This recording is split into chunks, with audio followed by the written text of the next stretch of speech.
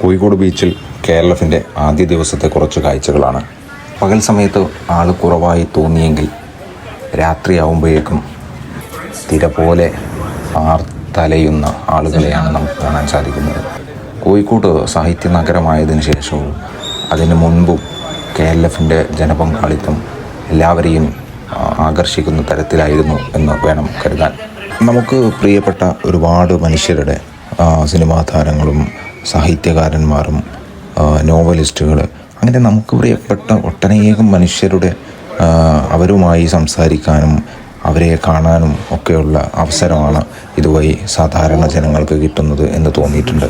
നമ്മൾ കാണാൻ ആഗ്രഹിക്കുന്ന ഒരുപാട് മനുഷ്യർ നമ്മളോട് സംവദിക്കാൻ വന്നാൽ ഉണ്ടാകുന്ന ഒരു അനുഭൂതി ഉണ്ടല്ലോ, അതാണ് നമുക്ക് KLF പോലുള്ള പ്രോഗ്രാമുകൾ വഴി നമുക്ക് ലഭ്യമാവുന്നത്. കോഴിക്കോട്ടുകാർക്ക് ഏറ്റവും അഭിമാനിക്കാവുന്ന നിമിഷമാണ് ഇതുപോലുള്ള പ്രോഗ്രാമുകൾ എന്ന് തോന്നിയിട്ടുണ്ട്.